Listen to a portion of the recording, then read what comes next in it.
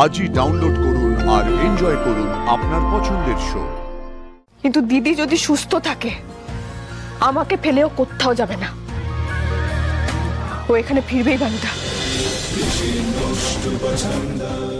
এতগুলো মানুষকে আমি কিভাবে ঠকাবো দিদি?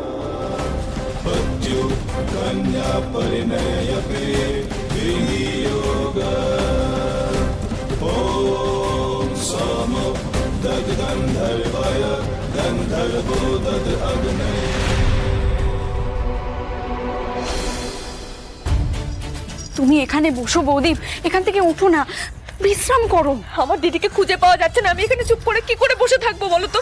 আরে শোনো শোনো শোনো, আমি বলতে চাইছি যে পুলিশ যখন বিবাদীকে খুঁজছে তখন নিশ্চয়ই খুঁজে পাবে। পুলিশ, এটা আগে শুনলে হয়তো একটু নিশ্চিন্ত হতাম, কিন্তু বাবার মৃত্যুর পর থেকে যা রূপ দেখেছি পুলিশের, তার উপর দিদিভাই যা করেছে, পুলিশের ওপর আমার এক ফোঁটা ভরসা নেই।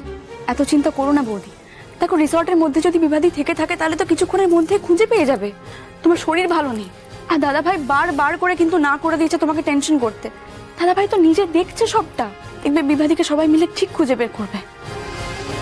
তুমি কি বলছো এসব কেয়া? আমার দিদিকে সবাই মিলে খুঁজছে আর আমি এখানে চুপচাপ বসে থাকবো? কি করে সম্ভব সেটা? দিদি যদি গয়নার সমেত ধরা পড়ে, আমি ছাড়া কে বাঁচাবে ওকে? দেখো বৌদি, কোনো খবর পেলে আমরা নিজে এসে তোমাকে খবর দেব, কিন্তু তুমি বেরোলে দাদাভাই খুব রাগ করবে। আসলে তোমাকে নিয়ে খুব টেনশন করছে গো। দিদির কথা ভেবে যে আমার বুকটা শুকিয়ে যাচ্ছে। তুই ঠিক আছিস দিদি? তুই ঠিক আছিস? তুই ফিরে আসবি তো আমার কাছে? জ্যোতি, প্লিজ নিজেকে একটু শক্ত করো। বিভাকে ঠিক খুঁজে পাওয়া যাবে। আচ্ছা, বিভার সাথে তোমার লাস্ট কি কথা হয়েছিল?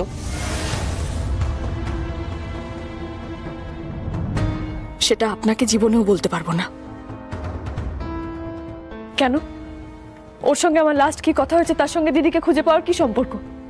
না, আসলে আমি বোঝার চেষ্টা করছি বিভার সাথে কি হতে পারে। আচ্ছা, একটা কথা বলবে, বিভার সাথে তোমার লাস্ট কখন দেখা হয়েছিল? আই মিন, বিয়ের পিড়িতে বসার পরে কি তুমি তাকে দেখেছিলে কোথাও? আমি তো বিয়ের জায়গায় বা আশেপাশে কোথাও দেখিনি ওকে। না, আমিও দেখিনি। কতবার তো বললাম সবাইকে কথাটা। দিদি তখন থাকলে আপনি আমার সামনে এখন দাঁড়িয়ে থাকতে পারতেন না ঋষি ব্যানার্জি, কারণ এই বিয়েটাই হতো না। জ্যোতি, আবার একই প্রশ্ন করছি, প্লিজ রাগ করো না। বিভার সঙ্গে লাস্ট কখন দেখা হয়েছিল তোমার, বলতে পারবে না? মানে আমি বলছি, দেখো, ওকে খুঁজতে গেলে পুলিশ এই সেম প্রশ্নগুলোই জিজ্ঞেস করবে। আমি বিয়ের আগে দেখিনি। শুভদৃষ্টির আগে দেখেছিলাম দিদিকে, তারপর থেকে কোথাও দেখতে পাইনি। অদ্ভুত তো, গেল কোথায়? আচ্ছা, তুমি একদম টেনশন করো না, আমি আছি, আমি দেখছি ব্যাপারটা। এই কেয়া, গিয়ে বলতো সিসিটিভি ফুটেজটা ভালো করে চেক করতে। আমি বলছি।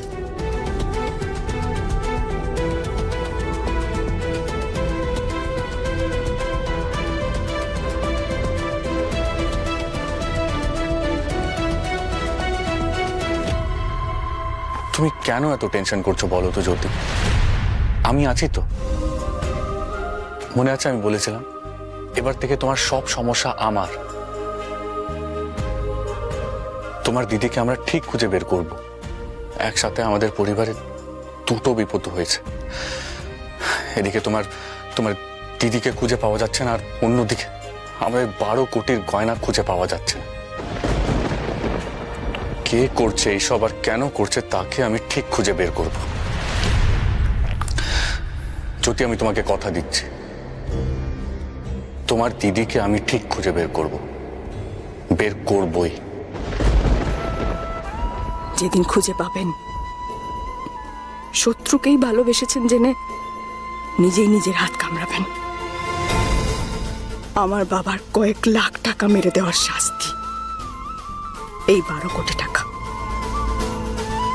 কিন্তু শাস্তি দিতে গিয়ে আমার দিদি যে নিখোঁজ হয়ে গেল,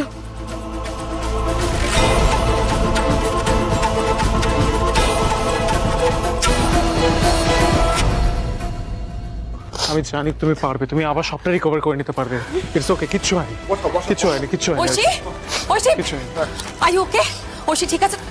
মাই গড, কয়েক ঘন্টার মধ্যে মেয়েটার কি অবস্থা হয়েছে চেহারা। Yes Aishi, Aishi don't worry, everything will be alright. Police পুরো রিসর্টটা ঘিরে নিয়েছে। তোমার গয়না কারা চুরি করেছে, কে প্ল্যান করেছে, সব কিছু বেরিয়ে যাবে। গয়না সার্চ করা চলছে, don't worry Aishi, everything will be alright. তুমি জানো না কাকিমণি, তুমি জানো না আজকে কতটা ফেস লস হয়েছে, তুমি জানো না। Just Aishi, Aishi I can completely understand. তুমি ট্রাস্ট করো, পুলিশ এসে গেছে, সবটার ইনভেস্টিগেশন করা হবে। এখানে আমাদের সাথে কে কে শত্রুতা করেছে বা কারা তোমার গয়নার ডেলিভারির খবরটা লিক করেছে, সবটা। আর ওদিকে আরেকটা কাণ্ড হয়েছে। কি হচ্ছে? আমাদের যারা গেস্টরা এসেছিলেন তারা জুস খেয়ে সমস্ত ঘরে অজ্ঞান হয়ে পড়ে আছে।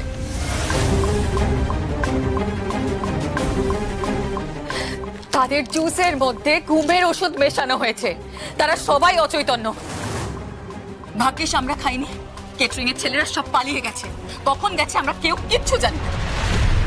আচ্ছা, ওই অচ্যুতানন্দ আচার্য কোথায়? ও কি আছে নাকি ও পালিয়েছে? মানে উনি তো এখানেই আছেন, ওনার কথা তুমি কেন জিজ্ঞাসা করছো? আরে উনি তো পুলিশ প্রোটেকশনের ব্যবস্থা করেছিলেন, সেই পুলিশরা কোথায়? চারিদিকে তো পাহারা দিচ্ছিল, আমি নিজের চোখে দেখেছি। এখানে আগে থেকে পুলিশ ছিল? কি করে? আমরা তো থানা থেকে কোনো অ্যালার্ট করিনি। মানে হোয়াট? আপনারা করেননি? না। তাহলে যে অচ্যুতানন্দ বললেন ওরা নাকি লোকাল থানার পুলিশ? বোঝো কাণ্ড, তাহলে তো এই অচ্যুতানন্দ লোকটা যথেষ্ট সন্দেহজনক। কোথায় আপনাদের অচ্যুতানন্দ?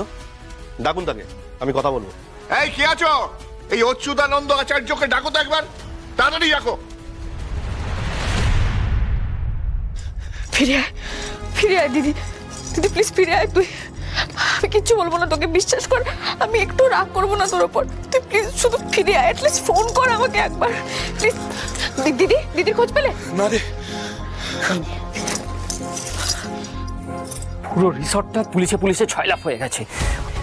আমি কোন দিক দিয়ে বেরোবো সেটাই বুঝতে পারছি না। আর এদিকে এরা তো নিশার কোনো খবরই দিতে পারছে না। আপনি আস্তে কথা বলুন, বুঝেছেন? এই উজি, নিশার কোনো খবর পাচ্ছি না রে। নিশার গাড়িতে যে ছেলেটা ছিল, পুলিশ যখন তাড়া করছিল নিশা ওকে টার্নিং এ ধাক্কা মেরে গাড়ি থেকে ফেলে দেয়, তারপরে একা বেরিয়ে যায়। ছেলেটা বেঁচে গেছে, পুলিশ ওকে পায়নি। তারপরে দিদির কোনো ট্রেস পাওয়া যায়নি? না, নিশারও ট্রেস নেই, গয়নারও ট্রেস নেই, শুধু গাড়িটা পেয়েছে। নিশা নিশ্চয়ই গয়নাগুলো নিয়ে একা পালিয়ে যাবে না, ওইখানে আসবেই। বল। নিশ্চয়ই ফিরে আসবে দিদি। দিদি কোথাও যাবে না ভানুদা। আমার যতই ওর উপর রাগ হোক না কেন, ওর জন্য আমার এই বিয়েটা হয়ে গেল, আমার তাই রাগ হয়েছে। আমি হয়তো 4টে বাজে কথা বলেছি মনে মনে ওকে, কিন্তু দিদি যদি সুস্থ থাকে আমাকে ফেলেও কোথাও যাবে না। ও এখানে ফিরবেই ভানুদা, তোমাদের কাউকেও ঠকাবে না।